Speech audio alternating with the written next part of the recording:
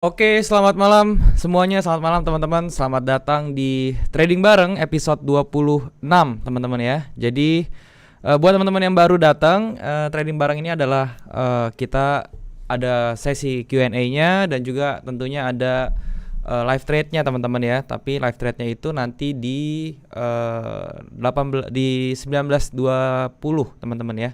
Jadi 20 menit pertama seperti biasa saya kasih kesempatan buat teman-teman yang mau menanyakan segala sesuatu yang berhubungan dengan trading forex teman-teman ya. Dan buat kalian yang baru dan mau join forex ya, kalian belum punya broker, kalian bisa cek yang namanya OctaFX. Linknya sudah ada di description di bawah. Kalian tinggal klik link tersebut dan kalian bisa menggunakan kode promo OctaTID untuk mendapatkan bonus deposit teman-teman ya. Oke, silakan kalau yang mau bertanya ya, saya akan sambil menunggu, saya sambil menyapa teman-teman semua. Dipasin NFP dong Bang biar nanti NFP jam 8.30 paling saya kasih kisi-kisinya ya, saya gimana cara trade-nya. Kalau misalnya yang sudah tahu dari saya sebelumnya itu, saya nggak pernah trade NFP pada saat harganya keluar gitu ya. Saya selalu trade-nya itu pada saat dia harganya jalan dan dia kena area SND-nya, baru saya bisa open posisi seperti itu.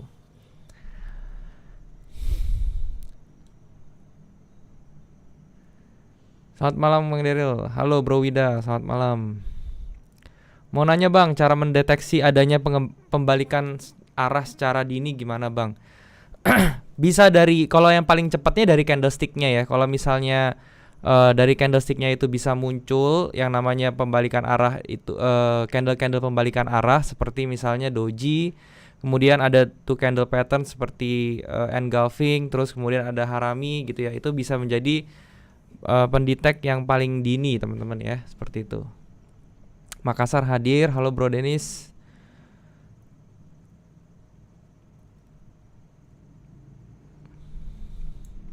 Malam Bang Daryl, analisa EU untuk minggu depan Bang, terus nanjak atau udah waktunya turun? Nanti kita bahas ya, Bro Hanif. Ada yang dari Tasik. Halo Tasik Bro Marwan. Dari Berau, halo Bro Awal Khairi. Halo Bro Agus dari Lombok, thank you.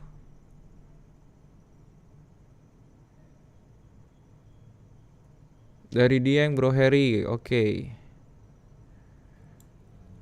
Ngontrol emosi Bang yang paling susah. Ngontrol emosi ya memang ya, faktor psikologi itu memang agak sulit teman-teman, karena nggak bisa dipelajari sebenarnya. Itu hanya dari dari experience atau jam terbang sebenarnya ya. Tapi bukan yang berarti nggak bisa dikontrol ya. Maksudnya makin lama makin bisa. Caranya yang paling gampang itu untuk mempercepat adalah kita bikin namanya journal trading seperti itu. Itu bisa meminimalisir yang namanya emotion ya dalam trading. Malam Bang Daryl Cikarang hadir. Halo Bro Yohanes, thank you. Thanks materi training learn to trade with the stars. Saya terpilih di episode 3 giveaway dari OctaFX. Wah, congrats Bro Yohanes. Buat teman-teman yang belum nonton Trading with the Stars ya, how to learn to trade with the stars itu dari OctaFX, boleh dicek videonya, ada 6 episode, itu bagus banget buat pemula. Dijelasin dari awal sampai basic-basicnya dan sampai kalian bisa trading seperti itu.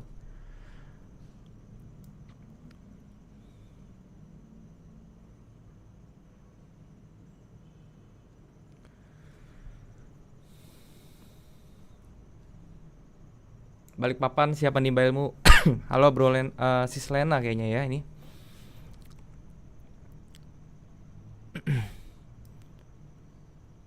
Makassar hadir Bro Antonius, halo. Strategi NFP Bang. Ya tadi strategi saya seperti itu ya. Saya nggak pernah melihat, nggak pernah entry pada saat harganya keluar gitu jam 8.30 terus entry gitu. Saya nggak pernah kayak gitu ya. Atau biasanya kan 19.30 ya, sekarang mundur jadi jam 8.30 atau 20.30. Itu saya pasti tunggu harganya jalan dulu sampai kena area SND-nya.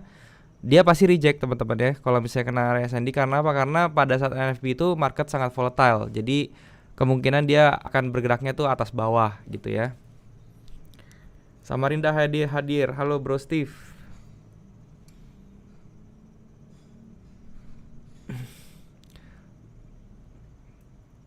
Bro Muhammad, tanya bang, Fibonacci enaknya di-combine sama indikator apa ya? Fibonacci bisa di-combine sama moving average, itu bisa ya. Terus ya itu aja sih sebenarnya yang paling enak sih pakai moving average kalau masalah indikator ya. Tapi kalau yang lainnya bisa dari price action, bisa dari coding gitu-gitu juga bisa gitu di-combine ya Fibonacci-nya. Lebih enak.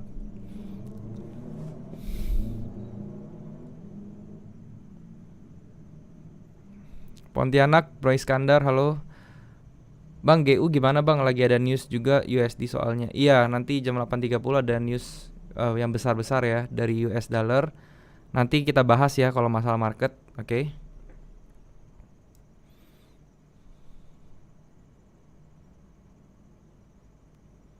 Dari Palembang, halo Bro Nur.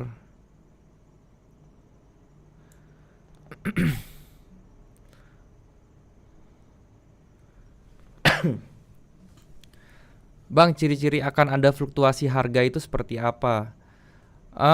Bisa dipakai bantuan dari indikator Bollinger Band itu bisa ya. Kalau misalnya kita lihat sudah menyempit dia punya bandnya, itu kemungkinan besar harganya akan volatile atau fluktuatif teman-teman ya ke depannya. Kalau dia sudah meledak dia punya Bollingernya atau sudah expanding seperti itu. Bang, inside bar lebih baik entry-nya waktu breakout atau sebelum breakout? Lebih baik entry-nya kalau inside bar itu setelah candlenya matang ya. Maksudnya matang tuh seperti apa? Setelah dia break salah satu mother candle-nya gitu. Jadi antara dia breaknya ke atas atau ke bawah gitu ya. Itu kalau inside bar. Sebentar saya coba cari contoh inside bar ya.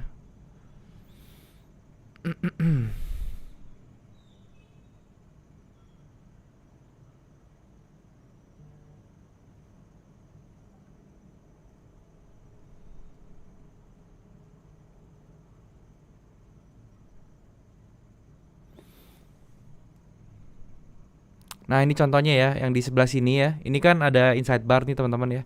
Jangan entry sampai mother candle-nya tuh di break dulu. Nah kalau begitu dia udah break mother candle-nya nih di bawah sini nih teman-teman ya.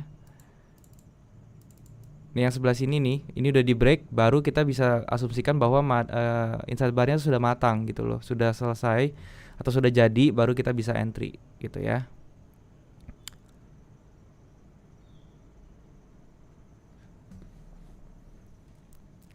Bang, apakah secondary trend tembus Fibo 76,8 probably cenderung balik arah? Betul, oke.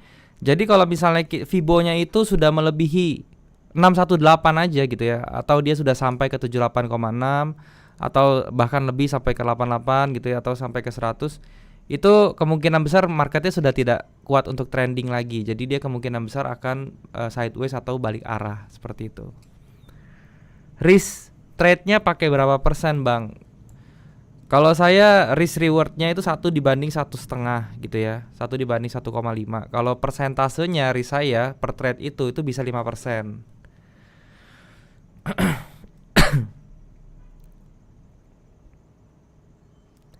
Ini trading di pair apa ya Om? Kita bahas semua pair ya, nanti yang ada kesempatan baru kita entry. Bro Asrok, mau nanya bang, kalau Heiken-Ashi bagusnya di-combine dengan apa aja bang?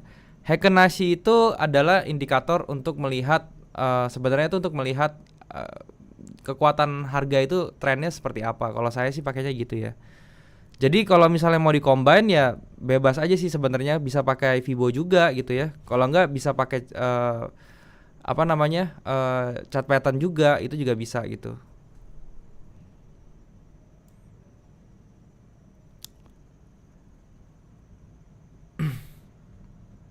Malam bang dari Kanada. Keren banget Bro Herizal, halo. Bang, kalau teknik SND apakah tidak perlu menggunakan indikator lain? Iya, kalau SND itu bisa pakai naked chart ya, atau kita tidak menggunakan indikator apapun ya. Seperti ini contohnya chartnya ya. Ini chartnya clear, bersih, nggak pakai indikator apa-apa ya. Kita bisa trading menggunakan price action aja, itu bisa gitu.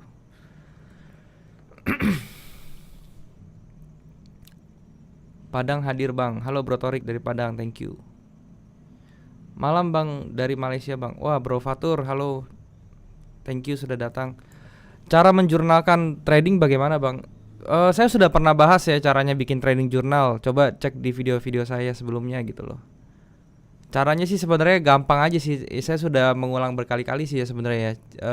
Catat semuanya yang bisa kalian catat ya, termasuk entry-nya, reason-nya apa, exit strateginya gimana, risk reward-nya berapa gitu ya. Terus di review habis itu. Resultnya seperti apa, kenapa bisa loss, kenapa bisa profit, seperti itu aja sih sebenarnya.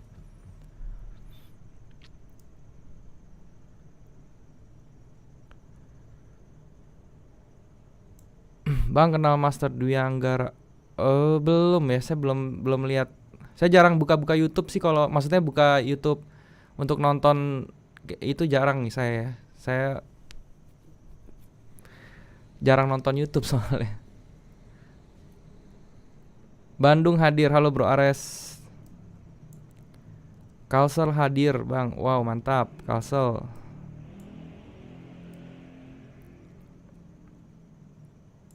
Hello Miss Enki Power. Halo.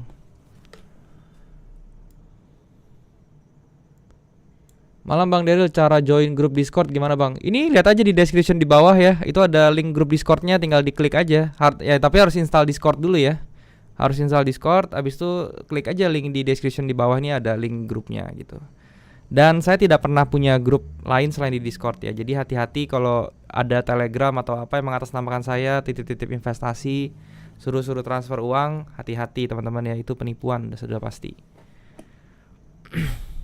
Bang mau nanya, saya selalu bingung menentuin pair ketika mau trading. Bang dari nentuin pairnya gimana ketika mau trading? Saya pertama akan bahas dari 4 pair major dulu. Itu selalu saya analisa awal-awal ya. Nanti dari 4 pair major itu baru saya berkembang mau tradingnya di pair apa. Misalnya saya mau trading hari ini di pair euro, ya udah saya lihatnya euro aja gitu. Terus saya mau trading misalnya di GBP, berarti saya switch ke GBP semua tradingnya. Saya analisa semua GBP seperti itu.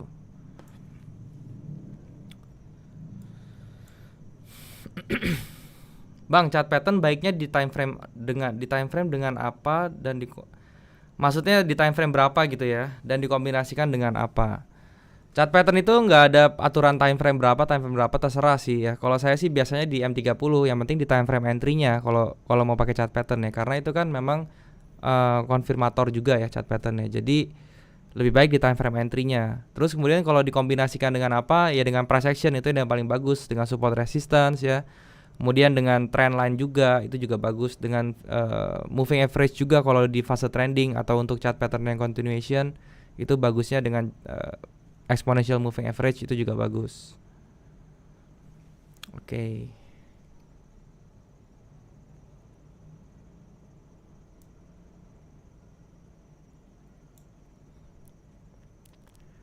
Malam Pak Daryl, bagaimana tahu market sedang anomali atau tidak? Market sedang anomali atau tidak ketika dia sudah terjadi aja Pak. Kita nggak bisa mempredik itu sebelum dia terjadi sebenarnya gitu ya. Jadi ketika dia sudah terjadi baru kita harus melakukan apa gitu loh. Baru ketahuan itu anomali.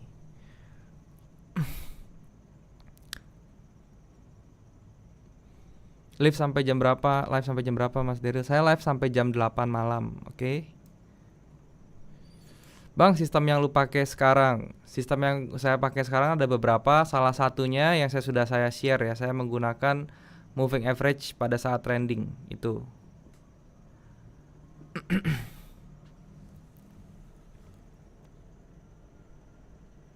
Siap hadir kota Jepara. Oke, Bro MF, thank you.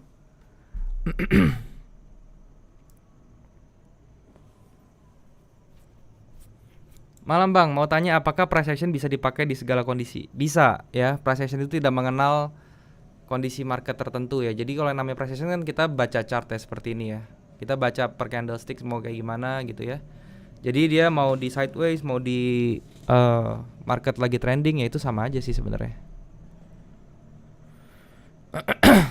Bang, trade bagusnya di jam berapa? Tergantung kamu tradingnya di pair apa. Kalau misalnya di gold ya, bagusan ya jam-jam segini gitu. Kalau misalnya tradingnya di pair Jepang, ya bagusan pagi-pagi, jam 10 pagi gitu ya. Tapi kalau di atas itu semua, yang penting enakan ketika kita punya waktu luang aja sih sebenarnya, yang bisa fokus ya. Kalau kita maksain ikut jam market itu nanti takutnya jadi nggak fokus kan. Lebih baik kita siapkan siapkan waktu untuk yang kita fokus, baru itu bisa enak tradingnya.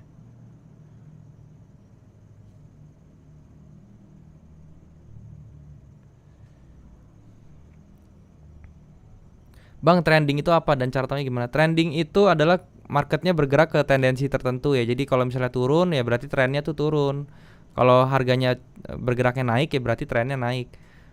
Cara tahunya gimana? Saya sudah buat videonya tentang trending ini banyak ya. Bisa cek video saya tentang trend line, tentang moving average.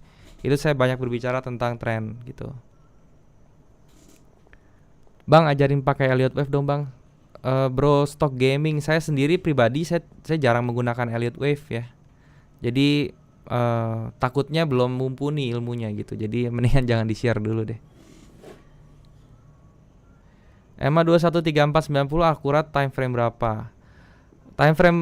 Time frame yang saya pakai adalah H4 dan M30, Bro Antonius gitu. Dan sekali lagi exponential moving average tidak ada yang pakainya, bukan masalah akurat atau tidak akurat ya. Jadi EMA itu hanya digunakan sebagai dynamic support resistance zone gitu ya. Jadi itu bentuknya zone ya.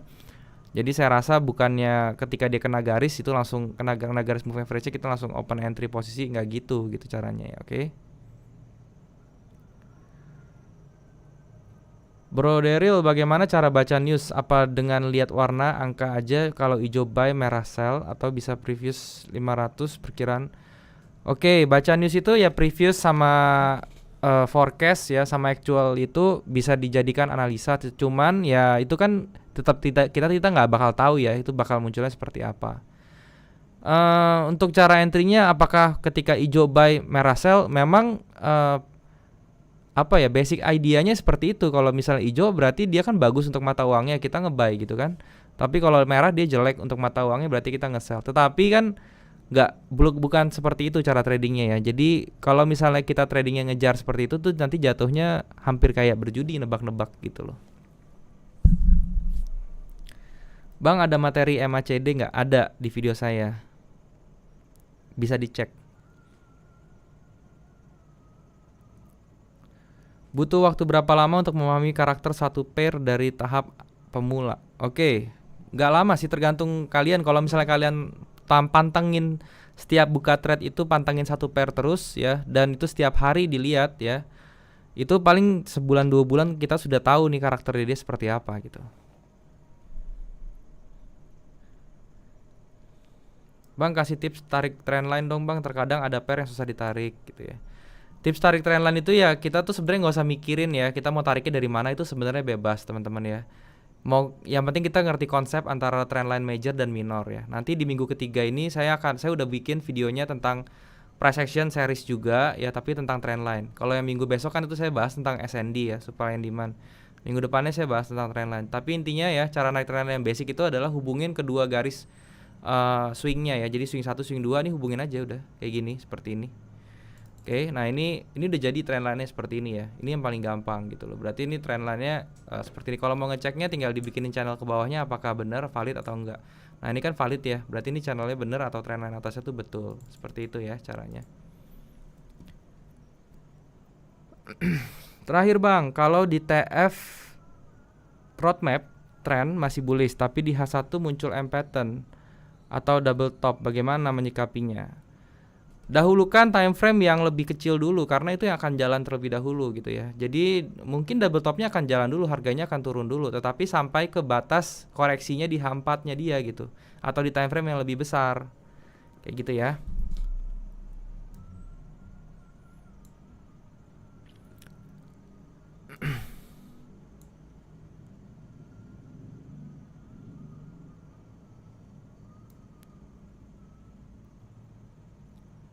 Malam Bang Daryl buka kelas untuk belajar trading. Ada ya, saya ada private mentoring, yaitu adalah program one on one dengan saya ya dari Zoom. Tapi sekarang saya lagi off dulu ya, lagi nggak buka. Mungkin bulan depan ya atau akhir bulan ini deh, gitu ya.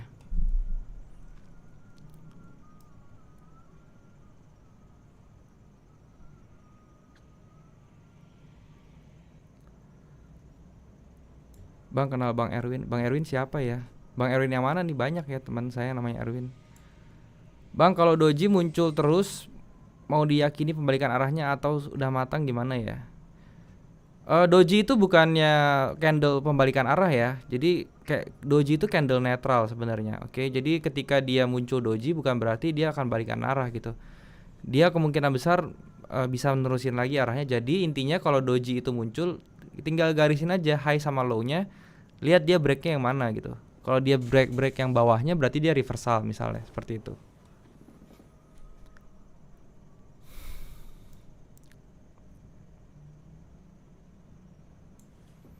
Bang punya pair favorit?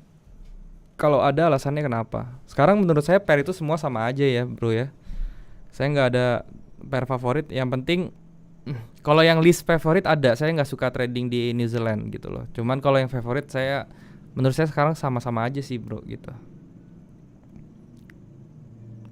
Kalau price deket zona EMA 2134 dan di TF Daily, di entry di H4 atau gimana bang? Entry-nya bisa di H4 atau di H1. Yang penting time frame-nya lebih kecil untuk entry. Itu yang paling harus diperhatikan aja gitu ya. Bisa lebih detail lagi cara pakainya, masih belum paham. Apakah si Bro Antonius ini sudah nonton video saya tentang moving average atau belum gitu ya? Kalau belum ditonton dulu coba deh. Soalnya di video itu sudah jelas banget sih cara pakainya gimana gitu ya.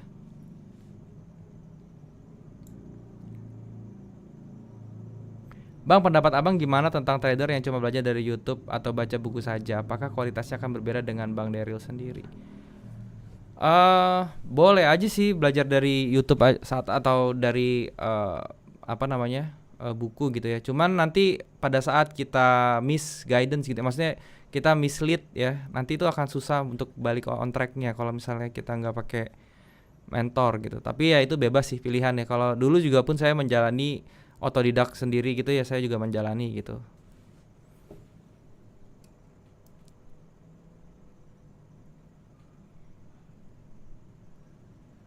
Ada news gini aman nggak bang open posisi padahal setupnya kita bikin sudah yakin. Kalau misalnya yang ragu ya jangan trading ya. Maksudnya tunggu aja newsnya sampai keluar gimana gitu. Kita nggak akan ketinggalan kok ya. Setiap hari tuh di market forex itu udah pasti ada opportunity kok. Jadi nggak usah takut ketinggalan market hari ini gitu ya.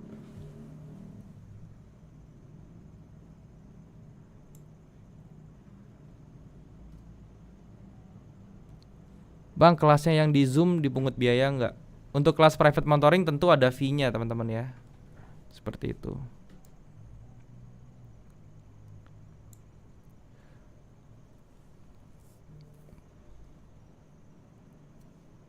Bang, divergence itu lebih valid di time frame berapa? Divergence itu saya pakai di time frame entry atau di M30 kalau saya biasanya. Ini di M30 sini ya. Ini saya pakai divergence untuk entry.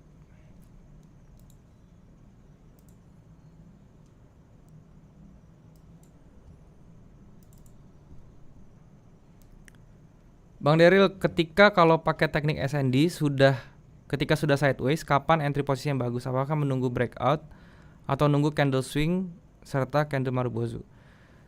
Tergantung Bro Winke ini sukanya breakout atau di support ya, belinya di support atau di resist atau sell di resistance. Kalau saya sih lebih prefer buy on weakness sama sell on strength gitu ya. Jadi saya buy-nya di support dan saya sell-nya tuh di supply area atau di resistance gitu juga.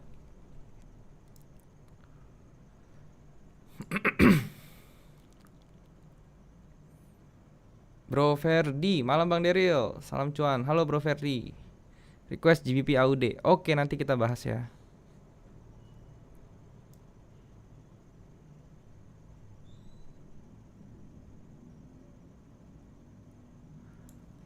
Oke, hari ini kita bahas ya dari Euro USD dulu teman-teman ya, kita bahas seperti biasa dari Euro. Saya akan bahas 4 pair major dulu teman-teman. Teman-teman ya, dari 4 pair major yang ada di forex. Yang pertama dari Euro USD. Kalau kita lihat teman-teman ya di Euro USD ini ya. Ini saya delete dulu semuanya. Nah, ini trennya lagi up teman-teman, yang lagi naik ya. Kalau misalnya kita kecilin lagi di sini kita lihat kalau seperti ini kita nggak tahu di sebelah kirinya itu di mana. Kita lihat dulu dia punya apa namanya resisten terdekatnya dan sudah dijebol ternyata ya. Nah pertanyaannya kalau misalnya seperti ini, kita kan nggak tahu nih dia bakal berhenti sampai mana. Ini kita bisa pakai yang namanya si Fibo teman-teman ya. Kita pakai Fibo dari sini ke sini, kita bisa lihat. Oke. Dan kemudian kita bisa bikin klasternya lagi, pakai Fibo lagi di sebelah sini teman-teman ya.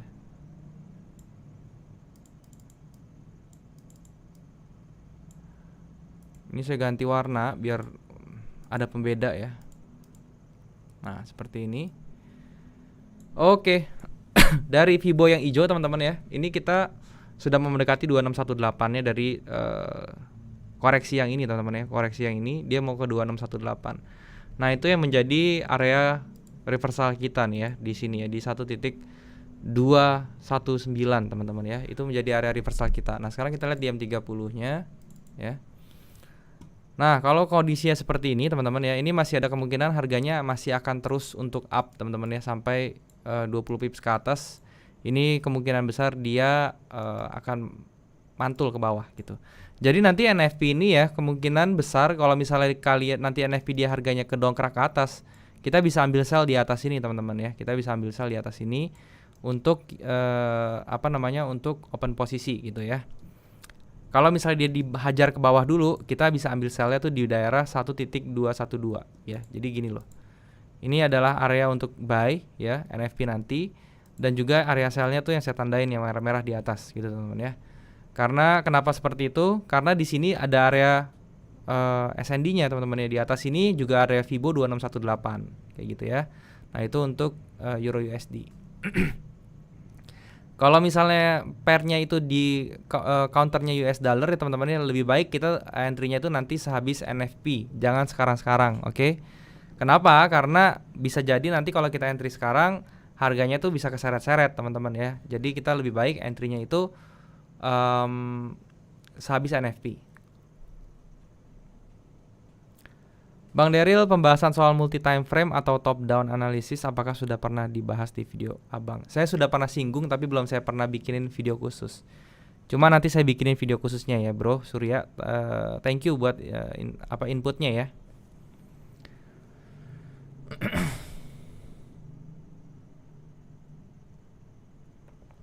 Area SND itu apa ya Bang? Area SND itu supply and demand ya. Nanti video minggu depan harus ditonton ya Bro Lim ya. Itu saya jelasin semua.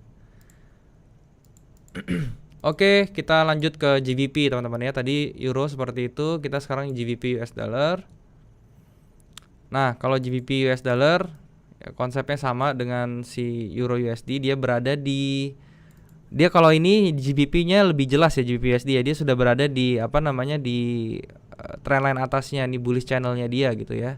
Dan dia sampai atasnya ini dia dari reject ke bawah, tapi dipantulin lagi ke atas, reject lagi, dipantulin lagi, dan ini tampaknya dia belum nggak kuat turun nih teman-teman ya. Sekarang kita lihat nih, kalau misalnya dari H4-nya ya, ini kan dia kayaknya nggak kuat turun nih teman-teman ya. Dia begitu turun dihajar ke atas, turun lagi, bikin rejection bullish lagi. Sekarang dia mau dihajar turun lagi, dia bikin rejection lagi. Nah ini kan kemungkinan besar dia agak nggak kuat ya. Jadi kalau misalnya seperti ini, kita tinggal areain aja nih area birunya ya, seperti ini teman-teman ya. Nah kayak gini, baru kita turun M30 ya.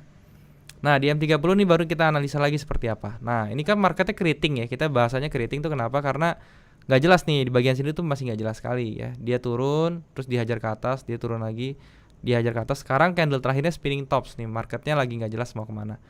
So kalau kayak gini ya kita seperti biasa ya, ini tetap tendensinya tetap ke atas teman-teman ya. Kalau dari H4-nya tendensinya tetap ke atas, dia tetap kecenderungannya untuk nge-break dia punya trendline atasnya ini ya, dan dia bergerak ke atas. Tetapi sekali lagi kalau misalnya GBP US dollar, karena dia pembandingnya US dollar, kita tunggunya pada saat dia NFP. Jadi skenario-nya ini NFP-nya untuk si GBP US dollar, kalau misalnya dia turun dulu teman-teman ya, ini ada area SND yang jelas sekali di sebelah kiri sini ya.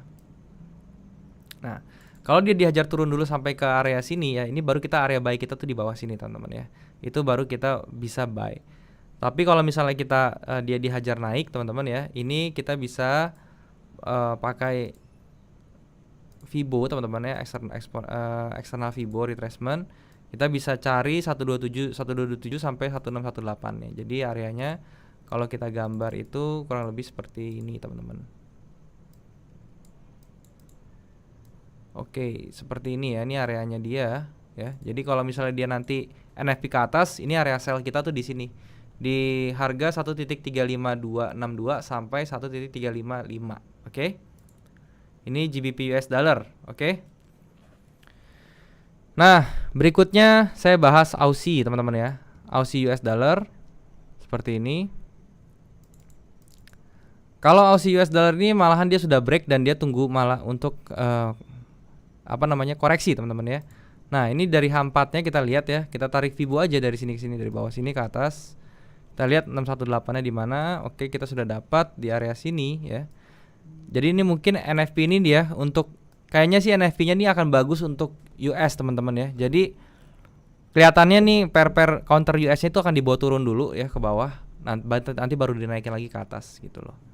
Ya, jadi untuk Aussie US dollar juga sama, dia tunggu ke area turun dulu nih ya sampai masuk ke area demand-nya, baru kita bisa nge-buy ya. Nah, seperti ini nih dia akan dibawa turun dulu nih. Dia sudah bikin konsolidasi juga di daerah sini ya, yang candlenya seperti ini. Nanti kalau dijebol ke bawah, masuk ke area demand-nya, baru kita bisa ambil buy di bawah nih teman-teman. Oke, itu untuk Aussie US dollar. Nah, berikutnya saya bahas USD Jepang Yen dulu, oke. USD Jepang Yen. Ya. Nah, kalau USD Jepang Yen ya teman-teman ya, dia ini bergerak di zona atau di area Quasimodo-nya teman-teman ya. Dan di sini sudah dilihat ya di H4-nya candle tekanan bearish-nya itu sangat kencang sekali dan sempat mau dilawan tapi kayaknya agak kurang ya. Nah, ini kemungkinan kalau US dollar dia bisa naik teman-teman ya sampai ke area sini. Nih, yang di sebelah sini teman-teman ya di 104.302. Dia naik sampai situ baru dia ke bawah. Ini kalau misalnya saya nggak salah ini juga 618-nya dia mungkin ya. Ya, 618-nya sudah dekat teman-teman ya. Jadi ini bisa dijadikan area juga ya. Ini area sini teman-teman ya. Ini kalau misalnya dia masuk ke area sini, ini mungkin dia akan turun lagi. Jadi untuk USD Jepang Yen tendensinya itu memang masih untuk ke bawah gitu ya. Di sini kalau misalnya kita lihat ya. Nah, seperti ini tendensinya masih ke bawah. Dia sudah break dia punya trendline minornya di sini ya, dan dia sempat mau coba untuk break masuk lagi tapi dia ada rejection banyak di sini. Sekarang kita turun ke M30-nya di US dollar. Kita lihat apakah ada pattern di sini. Ya, ini ada kemungkinan dia mau bikin yang namanya rising wedge mungkin teman-teman ya di sini. Oke. Dia mau bikin rising wedge, ya kita lihat aja ini apakah jadi rising wedge-nya apa enggak gitu ya. Kalau misal jadi dia akan glosor atau turun ke bawah. Itu untuk USD Jepang Yen. Berikutnya XAU US dollar. Oke. Untuk XAU teman-teman ya, ini tendensinya masih terus akan up teman-teman ya. Menurut saya sih ini akan up sampai ke key levelnya dulu deh minimal nih. Ini key levelnya di 1.1858 ya, sekitar situ. 1855 lah, itu key levelnya dia. Kalau dia udah kena area 1855 sampai 1860 ya, itu kemungkinan dia bisa reaksi dulu di situ ya. Dan di sini kalau misalnya kita lihat dari pergerakan harganya pun dia belum ada tanda-tanda pelemahan ya, teman-teman ya. Di sini paling cuma koreksi-koreksi kecil sedikit. Dan di sini dia sempat kemarin di reject ke bawah, baru dipantulin lagi, di rebound lagi ke atas. Sekarang dia bergerak stabil, tendensinya bakal ke atas ya. Jadi tetap kalau misalnya kita mau entry, ini menjadi key levelnya dia area sini ya 1843. Kalau dia break atas ini dia akan terus naik ke atas menuju ke 1857, yaitu adalah area key levelnya dia gitu ya. Jadi untuk XAU ini tendensinya masih naik juga, masih up teman-teman ya. Tapi sekali lagi yang bercounter dengan US dollar jangan entry sekarang, oke? Kita entry-nya nanti ya pas NFP-nya sudah keluar seperti apa. NFP-nya jam 8:30 ya.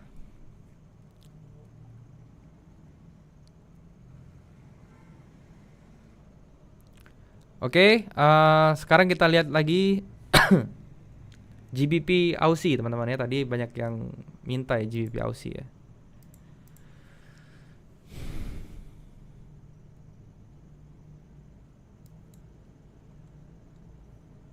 Oke.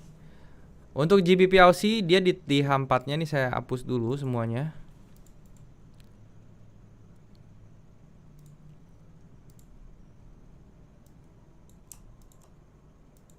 Oke.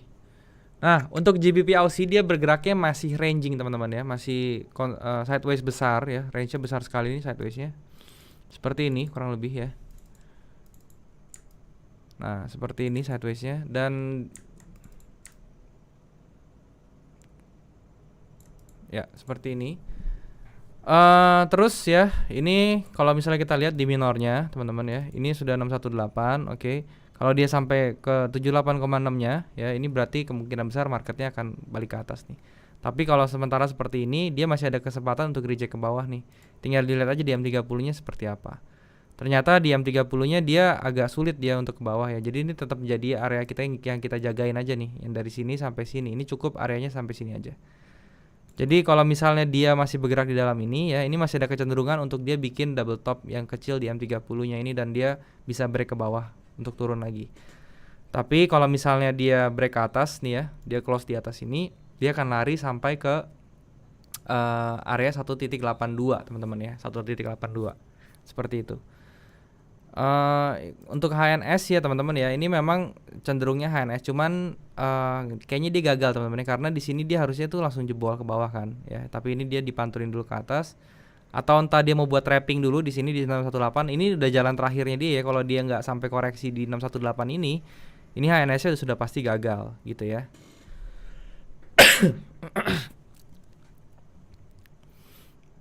Kemarin XAU-nya jatuh tapi indeks US nggak naik ya bang. Iya, nggak selalu seperti itu bro. Nggak selalu pada saat USD-nya naik XAU-nya jatuh, atau pada saat XAU-nya jatuh USD-nya pasti naik. Nggak selalu gitu ya. Karena ini permainan sentimen teman-teman ya. Kalau misalnya di gold ya, apalagi gold itu juga termasuk safe haven. Jadi dia bisa aja sih kalau misalnya dia anomali seperti itu, kayak goldnya naik tapi XAU-nya juga nggak turun gitu. USD-nya nggak turun. Bang, GBP USD apakah naik atau turun? Tadi saya sudah bahas ya.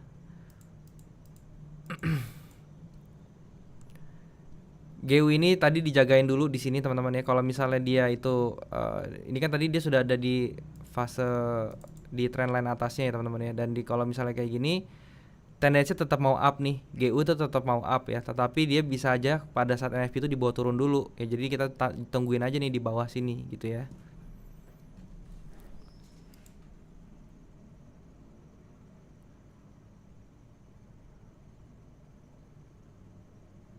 Euro GBP, oke kita bahas Euro GBP ya.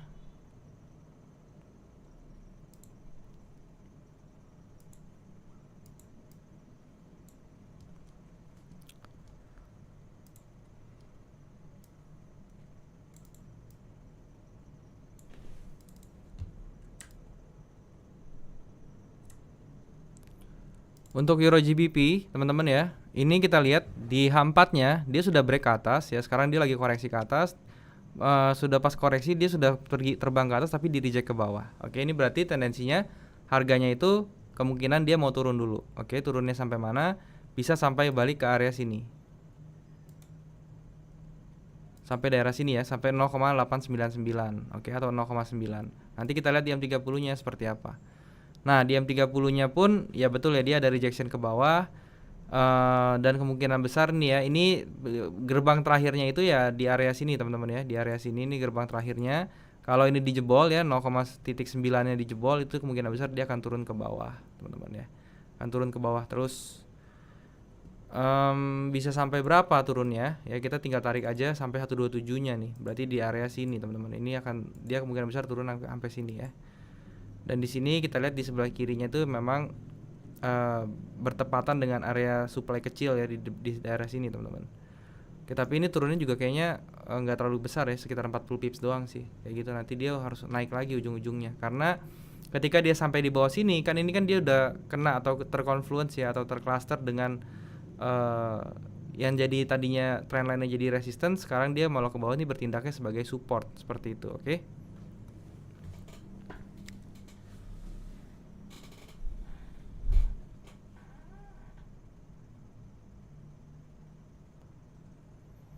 Bang, konfirmator momentum yang bagus apa ya? Candle pattern itu bagus sekali ya. Candle pattern itu yang paling mudah dan paling bagus. Kalau misalnya kalian sudah bisa menguasai candle pattern ya, itu sudah cukup bagus sih. Itu ya. Sekarang kita cek GBP Jepang Yen ya teman-teman ya. Saya juga mau cek nih GBP Jepang Yen. Sekalian saya akan cari pair-pair yang bagus. Oke, untuk GBP Jepang Yen dia sudah bergerak bikin ascending triangle besar di H4-nya seperti ini. Sorry. Ya, seperti ini ascending triangle, dia sudah break di area resistance-nya, dia bikin build up seperti ini, dorongan ke atas. Oke. Paham. Tendensinya dia mau didorong ke atas, ya. Nah, untuk GBP Jepang Yen ini juga kemungkinan besar dia bisa naik, teman-teman ya. Bisa naik ke atas. Tapi kalau saya sih lebih baik saya tunggu dulu deh sampai dia retrace ke bawah dulu. Sampai ke area trend line-nya sini ya. Nih, sampai di area trend line-nya sini baru saya mau entry buy ya. Kalau sekarang kayaknya terlalu cepat deh untuk entry. Kita lihat di TF yang lebih kecilnya, dia ada apa ya.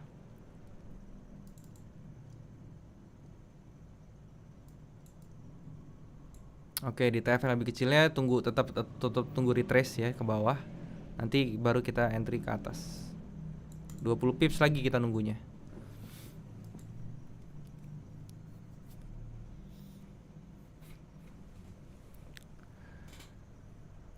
Kanada CAF.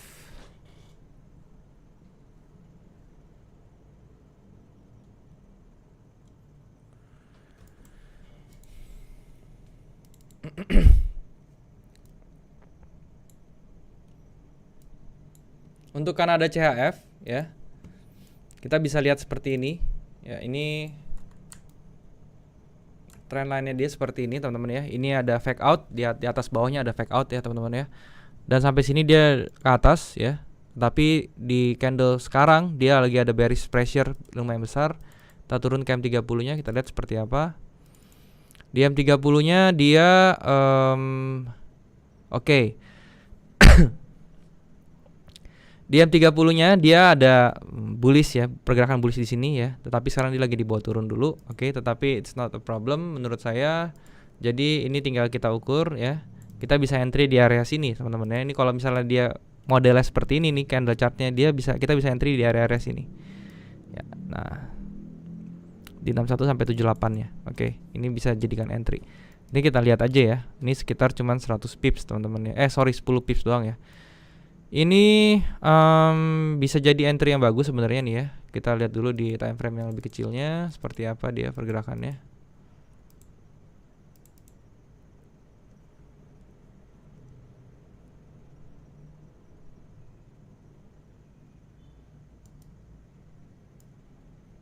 Oke, ini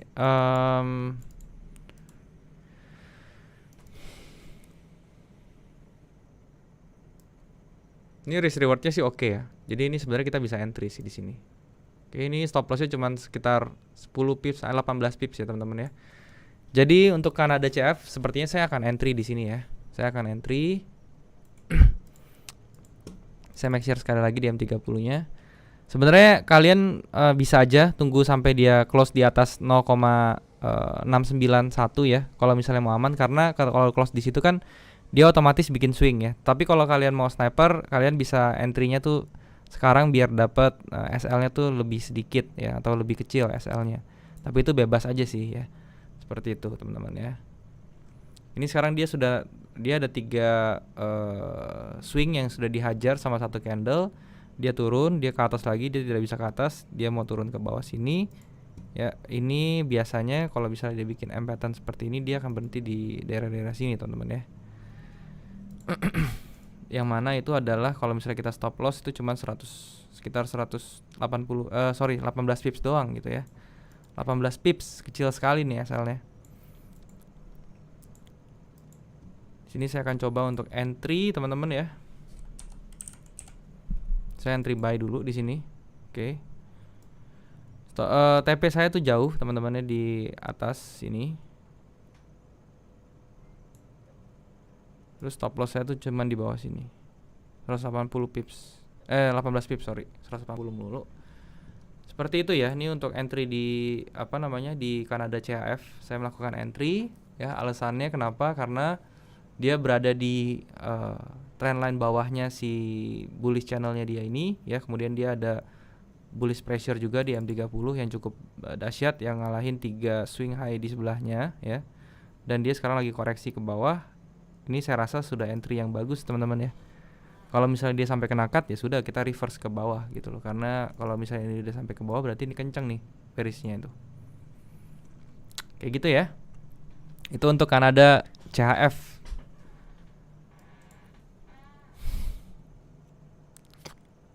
Abang pakai EMA berapa itu? Yang ini saya pakai EMA 90 ya. Saya hanya pakai 90 aja di sini nih. Ya, saya nggak pakai 3 dulu.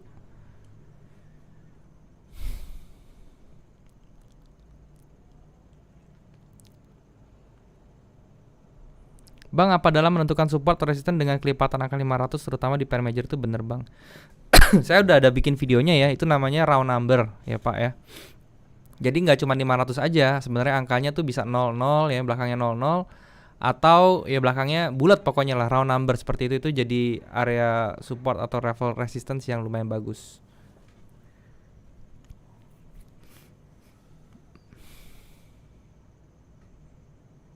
NQ Pak Daryl. Coba kita bahas NQ ya.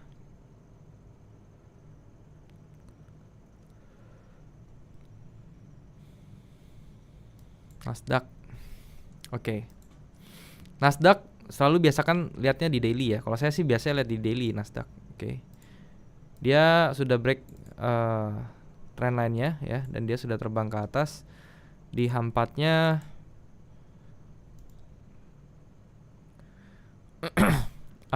ini H4-nya agak berbahaya ya, karena dia ada bearish divergence yang kecil nih sedikit nih ya.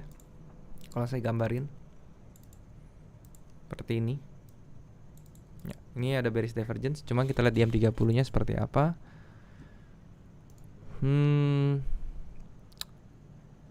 Kalau Nasdaq ini tendensinya dia mau turun. Kalau misalnya kayak gini saya suka sih pair-pair seperti ini ya. Jadi dia kan rising wedge nih Pak ya.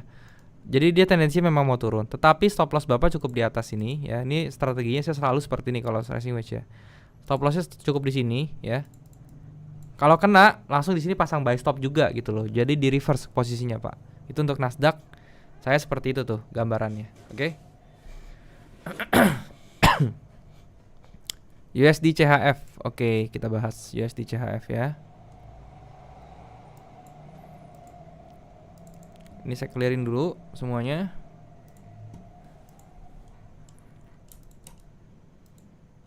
Saya peringati ya, kalau misalnya ini saya cuma sharing aja, saya nggak memaksa kalian untuk ngikutin posisi saya ya. Jadi disclaimer, resiko harus tahu, ditanggung sendiri, oke? USD CHF kita lihat di H4-nya ya. Ini trennya masih turun jelas. Seperti ini trennya, bahkan dia sudah jebol di apa namanya, di bearish channel bawahnya gitu ya. Dia sudah dijebol lagi, mungkin dia ke next level lagi nih. Ya, dia udah bermain-main di bawah. Jadi kalau misalnya untuk si siapa namanya nih, si USD CHF nih kemungkinan besar dia masih mau turun lagi nih. Tapi ingat ya, ini kemungkinan besar nanti ada NFP kan ya teman-teman. Jadi kalau USD ini walaupun kita analisa dia mau turun nih, NFP keluarnya dia beritanya bagus atau jelek, itu tetap diacak-acak dulu nih ya bagian sini. Nanti baru ketika sudah agak tenang ya, vol marketnya sudah agak nggak volatile, baru dia akan menuju ke jalur sebenarnya. Oke, seperti itu ya. Aussie CHF.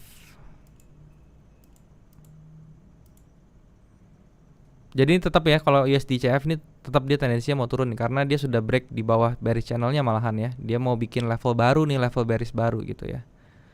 Nah sekarang Aussie CHF ya, saya coba.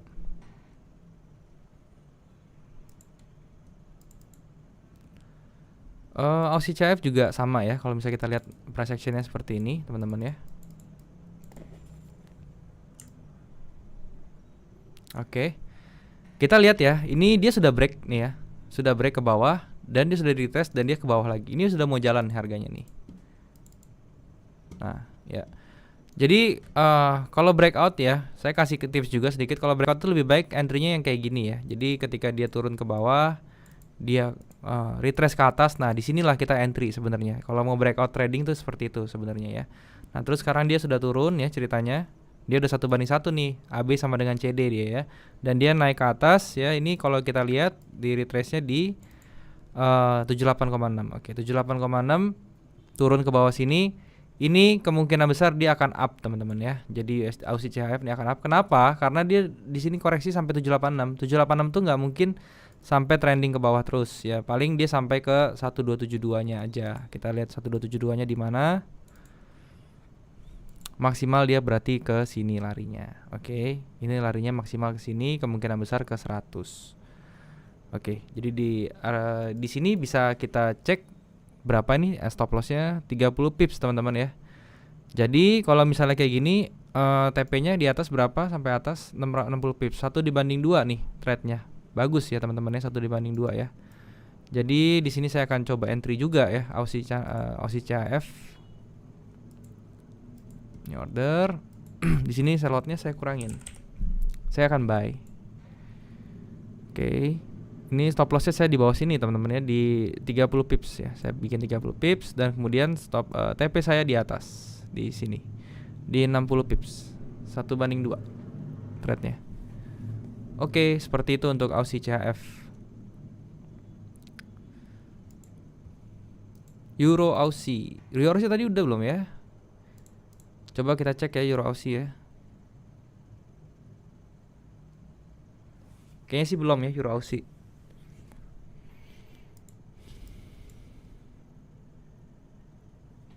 Bang, apa dalam chart pattern misalnya kena SL dan itu berarti chartnya gagal, kita bisa selalu reverse posisinya? Belum tentu ya, belum tentu bisa langsung di reverse ya. Kenapa seperti itu? Karena tergantung dia patternnya seperti apa. Kalau saya biasanya itu yang saya reverse itu hanya rising wedge dan falling wedge, itu aja, dua itu aja yang saya reverse. Kenapa? Karena saya menurut pengalaman saya trading ya, itu kedua pattern itu kalau gagal itu udah pasti kenceng ke arah berlawanannya. Saya sudah bilang kemarin dan kemarin pun terbukti gitu ya. Di Euro USD ya itu sudah terbukti, di GBP USD kemarin terbukti kalau ikut live trade saya gitu ya. Seperti itu. Untuk Euro Aussie ya di H4-nya ini ada trendline kecil ya. Mungkin bikin base dia di sini teman-teman ya. Dia di break base-nya. Sekarang terus kita gedein dulu ya. Kita lihat per candle-nya. Ini dia up satu tarikan ke atas, berarti ini menjadi primary trendnya di H4 ya teman-teman ya. Ini kita perhatikannya ini aja. Nggak usah terlalu jauh teman-temannya kalau trading harian itu ya, kita lihatnya tuh yang kita fokusin aja. Jadi kita fokus ke bagian sini teman-teman ya. Ini yang kita harus perhatikan nih. Swing dari bawah sampai atas sini saja. Ini yang kita bedah ya. Jadi kita lihat seperti ini, kita mulai bikin dulu Fibonya. Seperti ini. Kita lihat nih. Oke, dia di Fibo berapa nih? Berhenti di 618. Yes, oke. Di 618 dia berhenti. Sekarang kita langsung bikin dia punya Fibo eksternalnya seperti apa. Dan ini kita ganti warna biar ada perbedaan. Ya, seperti ini ya. Jadi ini harusnya kalau dia mau sehat, dia harus lari dulu sampai 1272 minimal. Ya, tapi kalau misalnya dia berhenti di sini teman-teman dan dia retrace ke bawah, ini sudah pasti 786 berikutnya. Gitu ya. Jadi kalau saya disuruh entry sekarang, saya ke M30 dulu, saya lihat ya. Kita lihat yang lebih detail. Nah, ini di bagian lebih detail kita tetap startnya dari bawah ya, kita lihat dia ke atas sini ya. Terus dia turun sampai sini. Nah, sekarang dia bikin retrace ke bawah, dia bikin ke atas, sekarang dia up lagi dan dia bikin swing ke bawah lagi. Oke. Kalau seperti ini saya lebih baik untuk sell dulu teman-teman ya. Kalau misalnya kondisi seperti ini, kenapa? Karena dia begitu dia retrace ke 618 dia berhenti nih di sini nih, dia nggak langsung lanjut ke atas gitu ya. Nah, ini yang menjadi menjadi permasalahan ya. Ini kalau misalnya kita lihat dia harusnya di daerah sini, sebentar. Kita bikin yang merah. Ini dia harus berhenti sampai sini juga nih ya. Ini menjadi batas terakhirnya dia. Jadi kalau misalnya kondisi seperti ini antara dua ya. Kalau misalnya suruh entry sekarang nggak sabaran ya, lebih baik kalian sell dulu. Kalau saya sih mendingan saya nunggu sampai bawah red zone ini nih ya, baru saya nge-buy teman-teman ya. Saya akan nge-buy. Kenapa saya nge-buy? Karena pada dasarnya tren ini masih bisa jalan ya. Jadi kalau misalnya ini kita asumsikan ABCD, ini A ya, terus dia B-nya sampai ke bawah sini ya. Nah, ini nanti saya bikin kalau dia masih ABCD ya, ini masih kena nih 1272-nya tuh kan. Masih kena 1272. Jadi ini masih ada kemungkinan untuk jadi nih tren masih bullishnya tuh bisa jadi. Jadi ini jadi uh, base gitu ya di daerah sini, dan dia nanti baru jalannya ketika dia sudah koreksi sampai ke area sini. Jadi untuk Euro Aussie saya sih lebih prefer nunggu sampai dia turun ke area merah ini ya. Di sini kenapa area merah? Karena ini area pivot dari range-nya dia juga, dan ini juga area SND juga yang kuat. Gitu ya. Itu Euro Aussie nih teman-teman ya. USD Kanada bang, tadi kayaknya udah ya. Apa USD CHF tadi yang saya bahas ya? Coba ya USD Kanada kita lihat. Oh belum ya USD Kanada. Oke. Untuk USD Kanada ya kita lihat dulu di mana dia berhentinya. Ya kemungkinan dia berhenti di mana? Kita lihat external retracement ya. Dia sekarang ada di 1272-nya teman-teman ya. Jadi kalau misalnya seperti ini kita lihat 1272-nya dia bergerak di bawahnya, dan di sini di sebelumnya itu kita lihat dia ada candle ini ya. Nah kita fokus ke candle ini. Sebelum dia bikin base kecil ini, dia pergerakannya tekanan bearish pressure-nya besar. Oke, berarti ini tendensinya juga dia mau turun dulu, teman-teman ya. Karena apa? Karena ketika dia turun, dia membuat base di sini, ini masih bertahan di bawah 1272-nya ya. Kita lihat di M30-nya apakah ada tanda-tanda reversal.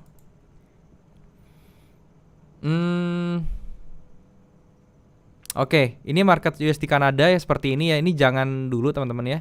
Kenapa? Karena ternyata di M3 dia 4-nya kan nggak kelihatan ya, nggak kelihatan apa-apa. Tapi di M30-nya itu dia bikin semacam area inverted head and shoulder tapi kecil banget ya, sampai yang ibaratnya itu non ideal ya. Ini shoulder left-nya, shoulder right-nya, ini head-nya seperti itu, fake out-nya seperti ini. Kemungkinan besar dia bisa mantul nih ke bawah ya. Masih bisa mantul ke atas langsung dulu, baru nanti dijebret ke bawah lagi gitu. Kalau misalnya creating seperti ini chartnya ya, atau yang kurang jelas seperti ini ya, ini jangan di tradingin dulu kalau yang kayak gini ya. Tapi kalau saya pribadi sih ya, saya lebih baik ini saya untuk open posisinya buy dulu, karena ya risk saya lebih rendah nih. Kalau ke bawah nih kan cuma 10 pips, tapi kalau ke atas saya bisa 30 pips gitu loh. Itu hanya pertimbangan risk reward aja sih untuk USD Kanada. Yang pasti kalau dia muncul seperti ini di M30-nya ya, dan kita lihat apakah ada, ya ini ada divergence juga di sini ya teman-teman ya. Ini bisa ke atas dulu nih teman-teman nih, bisa ke sini dulu baru ke bawah lagi gitu ya. Sampai atasnya sampai mana bang? Ini aja nih yang kita perhatiin nih. Nah ini area ini ya. Ini sampai area sini dia ke atas, baru dia bisa ke bawah lagi. Nah itu untuk USD Kanada.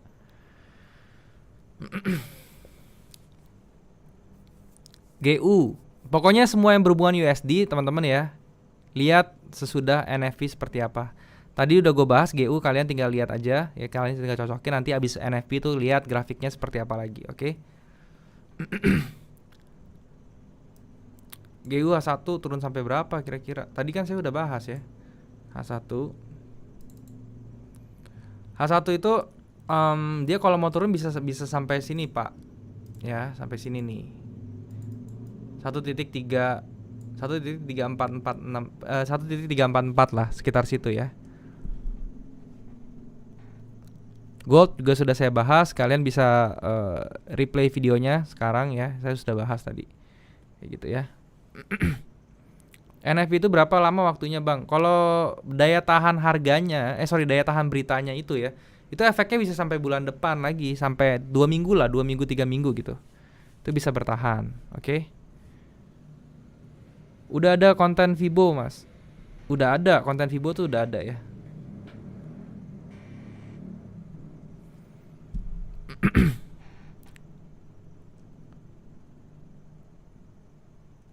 Bang, bagaimana cara mengecilkan ukuran candlestick agar sama seperti abang yang gunakan bikin roadmap? Oke. Itu saya udah jelasin di video saya yang baru ya. Caranya tinggal di zoom out aja nih. Kan ini ada zoom in ya, sebelah kiri nih ya, tanda plus kayak kaca pembesar plus sama kaca pembesar minus. Tinggal diklik aja. Nah, ukuran saya segini ya. Kalau kalian mau analisa ya, saran saya sih segini aja nih. Kalau mau melihat, jangan terlalu gede, jangan terlalu kecil. Jangan terlalu gede kayak gini, jangan terlalu kecil seperti ini. Jadi yang pas itu kalian sampai ke titik yang nggak bisa di zoom out lagi ya, yang kecil seperti ini nih, yang kayak lidi-lidi, kalian zoom in sekali, nah dapat ukurannya seperti ini gitu ya. Itu caranya.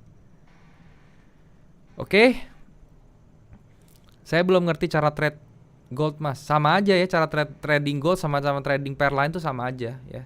Kalau belum ngerti cara trade-nya itu bisa nonton video-video saya sih. Saya perbanyak nonton video live trade saya gitu ya. Kalau enggak video-video teknik saya itu juga saya banyak jelasin. GJ potensi up ke berapa, Pak? Kalau GJ tadi ya memang benar mau up, potensinya sebentar ya, saya coba cek lagi.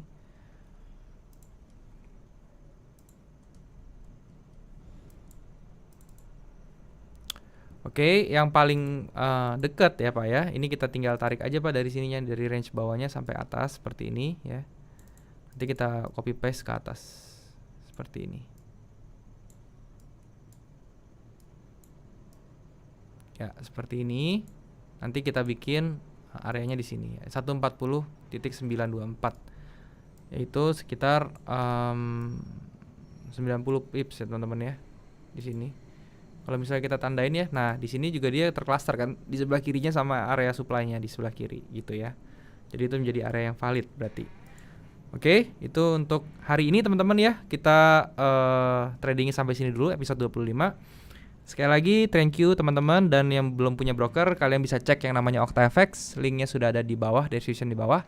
Kalian tinggal klik link tersebut untuk daftar, dan kemudian kalian bisa deposit dengan menggunakan kode promo seperti yang ada di bawah ini, Okta TID teman-teman, untuk dapat bonus deposit ya. Dan semoga nanti ingat ya, sekali lagi pesan saya, jangan trading yang berpair USD sampai NFP-nya keluar, oke? Jadi pada saat NFP-nya keluar baru kita bisa pasang strategi seperti apa, oke? Jadi NFP itu takutnya nanti ngancurin kita punya technical ya. Yang itu udah pasti volatility-nya tinggi sekali, jadi kita tunggu sampai dia tuh sudah kelar dulu, oke?